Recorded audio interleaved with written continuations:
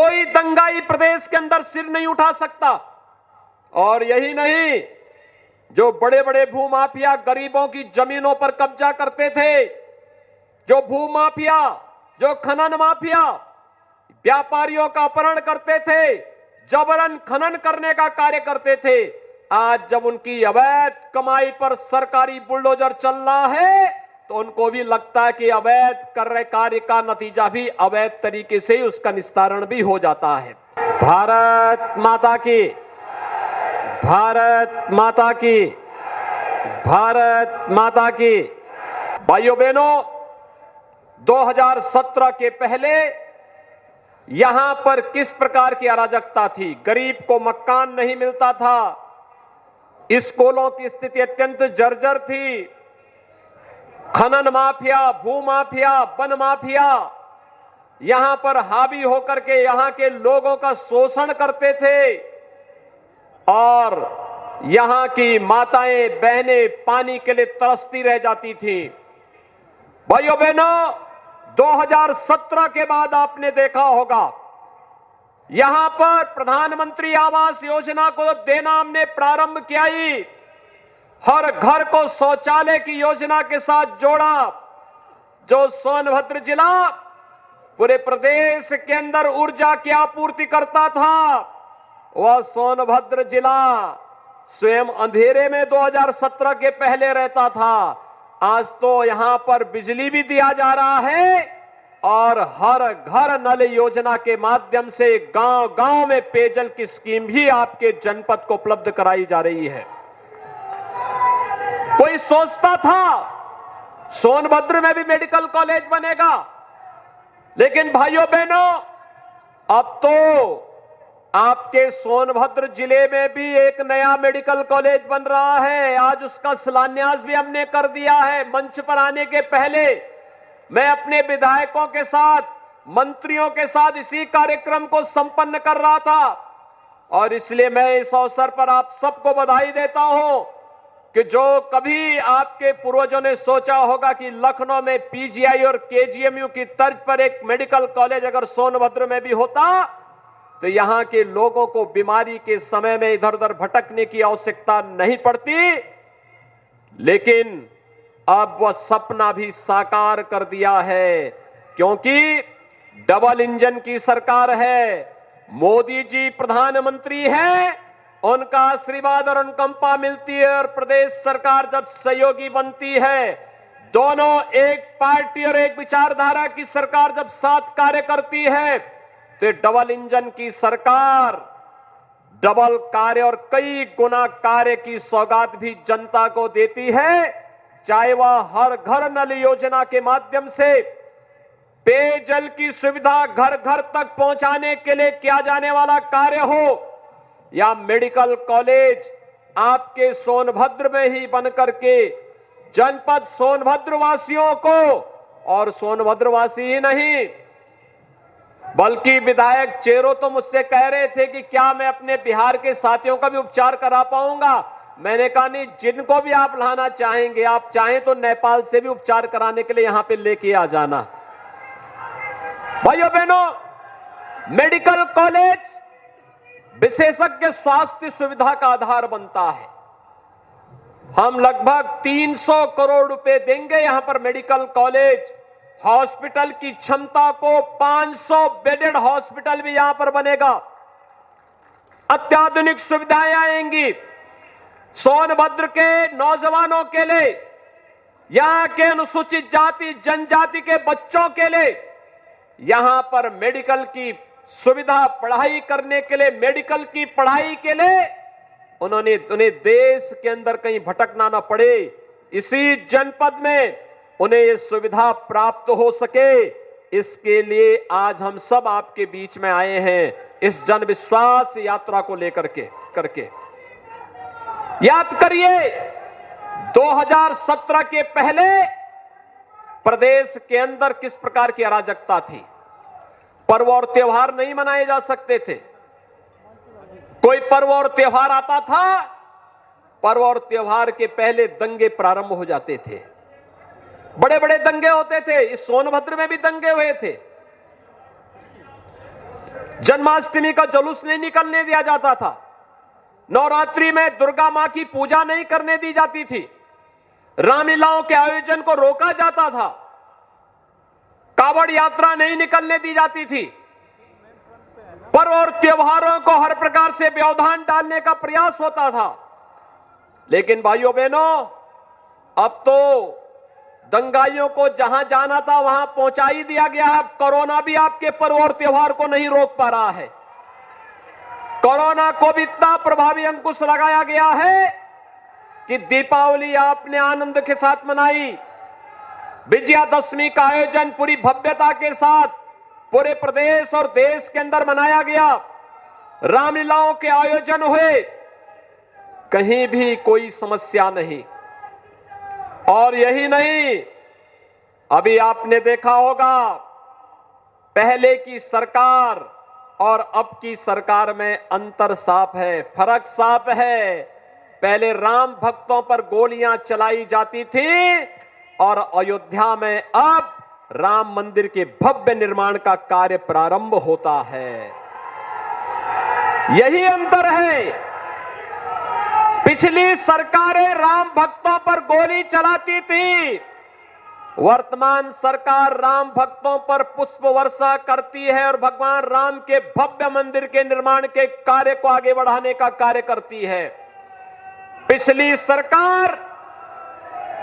सरकार कावड़ यात्रा पे रोक लगाती थी और वर्तमान सरकार प्रधानमंत्री मोदी जी के मार्गदर्शन में काशी विश्वनाथ धाम का भव्य निर्माण कराती है और उससे जुड़े हुए श्रमिकों पर प्रधानमंत्री जी के द्वारा पुष्प वर्षा की जाती है। पिछली सरकार गरीबों का अन्न हड़पती थी और वर्तमान की सरकार हर महीने 2-2 बार हर गरीब को अन्न योजना के साथ जोड़ने का कार्य कर रही है। पिछली सरकार स्वास्थ्य सुविधा से वंचित करती थी, वर्तमान सरकार मेडिकल कॉलेज हर जनपद में बनाने की कार्रवाई को आगे बढ़ा रही है।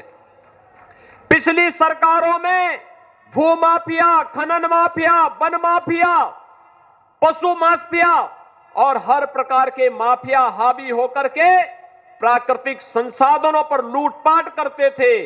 वर्तमान सरकार में माफिया की जगह जेल होगी या दूसरे लोक में होगी, सोनभद्र में नहीं होगी। इस संकल्प के साथ सरकार ने कार्य प्रारंभ किया और आज उसका परिणाम भी आप सबके सामने है। भाइयों बहनों, जब सरकार संवेदनशील होती है, जन विश्वास पर खरा उतरने के लिए आती है, तो जन विश्वास यात्रा का आनंद भी उसी को आता है। जन विश्वास यात्रा में 19 दिसंबर से आज चौथा दिन है। जिस प्रकार का जन सैलाब उमड़ रहा है, हजारों और लाखों की संख्या में जनता जनार्दन का आशीर्वाद 6 यात्राओं को पूरे प्रदेश के अंदर प्राप्त हो रहा है। ये पिछली सरकारों की अराजकता का जवाब जनता जनार्दन के समर्थन से दिखाई दे रहा है। मैं इसके लिए आप सबका अभिनंदन करता हूं और भाइयों बहनों, मैं आप सबको कहना चाहता हूं, सही सरकार जब आती है तो योजनाओं का भी आपके लिए सौगात लेकर के आती है।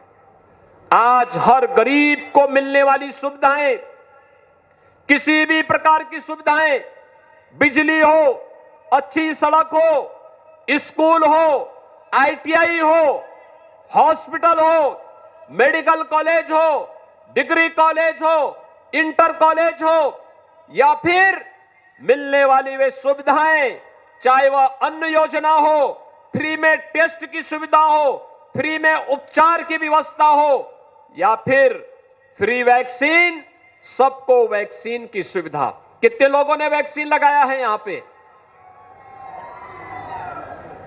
वाह भाई, मैं आप सबका अभिनंदन करता हूं जिन लोगों ने वैक्सीन ले लिया है। और मैं आप सबसे अनुरोध करूंगा, जिन लोगों ने वैक्सीन लगाया है, कोरोना उनका कुछ नहीं बिगाड़ पाएगा। अभी दुनिया के अंदर एक नया जो वायरस आया है, इसका कोरोना का, दुनिया के तमाम देशों को उसने पस्त कर दिया है। अमेरिका को भी, यूरोप के तमाम देशों को, रूस को, चीन को। लेकिन भारत में प्रधानमंत्री मोदी जी के नेतृत्व में जो वैक्सीन बनी है, यह वैक्सीन इतनी प्रभावी है कि जिसने दोनों डोज वैक्सीन की समय से ले ली है, कोरोना का दूसरा जो वेरिएंट आया है ओमिक्रॉन, यह उसका कुछ नहीं कर पा रहा है। उसके सामने कोरोना निष्प्रभावी है। और इसलिए भाइयों बहनों, वैक्सीन जिन्होंने नहीं ली है, दोनों डोज ले ली है, उन्होंने अच्छा किया है। जिन्होंने एक लिया है वे दूसरा डोज भी जरूर ले लें। और जिन लोगों ने अभी नहीं लिया है, उनसे भी मैं कहूंगा कि वे अपने लिए भी, अपने परिवार की सुरक्षा के लिए भी और समाज की सुरक्षा के लिए भी दोनों डोज जरूर ले लें, समय से ले लें, जिससे हम लोग थर्ड वेव को आने से पहले रोक सकें। लगातार सरकार कार्य कर रही है। ये जो सुविधाएं हैं जिनके बारे में अभी श्री कौशल किशोर जी बता रहे थे, हमारी सरकार ने तय किया है। ये थर्ड वेव को देखते हुए हम लोग महीने में 2 बार हर गरीब को फ्री में राशन देंगे। और अब राशन के साथ साथ महीने में 1 बार हर राशन कार्ड धारक को 1 किलो दाल भी देंगे, 1 किलो खाद्य तेल भी उपलब्ध कराएंगे, 1 किलो नमक भी उपलब्ध कराएंगे और अंत्योदय कार्ड धारक को 1 किलो चीनी भी उपलब्ध करवाने का कार्य करेंगे। भाइयों बहनों, इसके साथ ही जितने भी मजदूर हैं, श्रमिक हैं, वे श्रमिक चाहे वह रजिस्टर्ड मजदूर हो, चाहे वह अनरजिस्टर्ड हो, खेतीहर कार्य करने वाले श्रमिक हो, मनरेगा मजदूर हो, कुली हो, पल्लेदार हो, ठेला खोमचा रेड़ी लगाने वाले हो, इन सबको भी अगले 4 महीने तक लगातार 500 रुपए हर महीने भरण पोषण भत्ता के रूप में अन्न योजना के साथ जोड़ने के साथ साथ 500 रुपए अतिरिक्त घर के खर्चे के लिए अतिरिक्त सरकार उपलब्ध कराएगी, जिससे वह इस तीसरे वेव को रोकने में भी अपना योगदान दे सके। सरकार ने यह भी तय किया है कि निराश्रित महिलाएं यानी विधवा महिलाएं, जिनको विधवा पेंशन मिलती थी, उनकी पेंशन की राशि को हम दुगना कर रहे हैं। दुगनी राशि उनकी स्वीकृत कर दी गई है। सरकार ने भी तय किया है वृद्धावस्था पेंशन प्राप्त करने वाले वृद्धजनों के लिए पेंशन की राशि दुगनी करके वह राशि भी उनको देने की कार्रवाई प्रारंभ हो रही है। दिव्यांग जनों की पेंशन की राशि को हमारी सरकार ने 300 से पहले 500 किया और अब 500 से हर महीने 1000 रुपया हर दिव्यांग जन को सरकार पेंशन देने का कार्य करेगी, जिससे किसी दिव्यांग जन को किसी के सामने हाथ फैलाने की नौबत ना आने पाए। और यही नहीं, कोरोना कालखंड में प्रथम और द्वितीय वेव के समय आशा वर्कर, आंगनबाड़ी, एएनएम, इन सब ने बहुत अच्छा काम किया। और ग्राम प्रधान ग्रामीण क्षेत्र में निगरानी समिति के अध्यक्ष थे। हम लोगों ने पंचायत प्रतिनिधियों के भी मानदेय में वृद्धि करने के साथ साथ उनके अधिकारों में भी वृद्धि कर दी है। अब उनके लिए अपनी कार्य योजना बनाने के लिए इंतजार नहीं करना पड़ेगा। गांव के विकास की कार्य योजना बनाई, पैसा रिलीज हुआ और विकास का कार्य धड़ाधड़ आगे बढ़ता हुआ दिखाई देगा। विकास का कार्य रुकेगा नहीं। उनका मानदेय बढ़ेगा तो वे आसानी से जनता को सुविधाएं देते हुए कार्य करते हुए दिखाई देंगे। हर ग्राम प्रधान को अधिकार भी दिया गया है, अगर गांव में कोई व्यक्ति बीमार है, कोई उसका देखभाल करने वाला नहीं, उसके उपचार के लिए तत्काल ग्राम प्रधान निधि से पैसा उपलब्ध करवा देगा। अगर कोई व्यक्ति दुर्भाग्य से मौत हो गई किसी की और उस व्यक्ति के अंतिम संस्कार करने की कोई व्यवस्था नहीं, ग्राम प्रधान को दायित्व दिया गया है, वह ग्राम सेक्रेटरी के साथ मिलकर के अंतिम संस्कार के लिए ग्राम प्रधान निधि का पैसा निकाल करके खर्च करें और उस खर्च की राशि सरकार उसको उपलब्ध करवाने का कार्य करेगी। सरकार ने यह भी तय किया है कि किसी भी व्यक्ति को, कोई भी व्यक्ति भटकने न पाए, उसको उपचार के लिए दर दर की ठोकर न खानी पड़े। पहले ही प्रदेश के अंदर 6 करोड़ लोगों को हम लोगों ने प्रधानमंत्री जन कल्याण योजना के अंतर्गत आयुष्मान भारत की योजना से 5 लाख रुपए सालाना स्वास्थ्य बीमा का कवर दिया था। अब सरकार ने तय किया है कि हर श्रमिक को हम इस योजना का लाभ देंगे।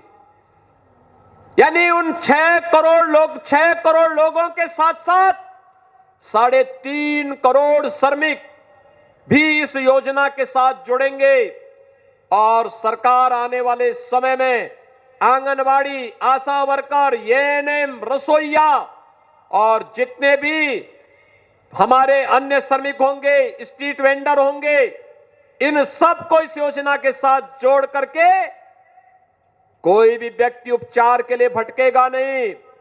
सरकार जैसे फ्री टेस्ट कर रही है, फ्री उपचार कर रही है, फ्री में वैक्सीन, सबको वैक्सीन देने की व्यवस्था कर रही है, ऐसे ही हर प्रकार की बीमारी में उपचार के लिए उस प्रकार की सुविधा सरकार फ्री में उपलब्ध कराने का कार्य करेगी।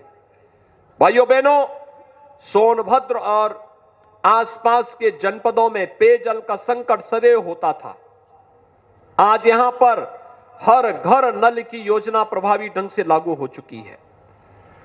हमारा प्रयास है कि मार्च 2022 तक सोनभद्र जनपद के हर गांव में पेयजल की स्कीम लागू हो जाए।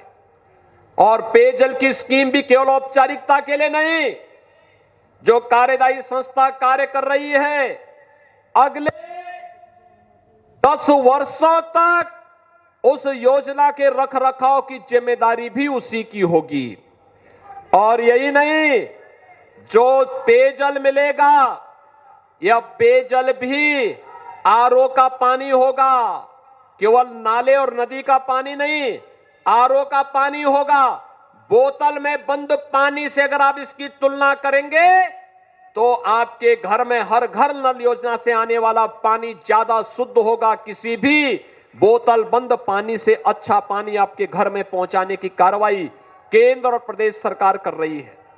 और इसीलिए भाइयों बहनों, आज हम सब आपके पास आए आपसे कहने के लिए, एक तरफ जनता के हित में कार्य करने वाली सरकार, गरीबों को उनका हक देने वाली सरकार, विकास की बड़ी बड़ी परियोजनाओं को आपके जनपद में और प्रत्येक जनपद में पहुंचाने वाली सरकार, मेडिकल कॉलेज हो या डिग्री कॉलेज, आईटीआई और पॉलिटेक्निक हो या हॉस्पिटल के निर्माण को कार्य करने वाली सरकार।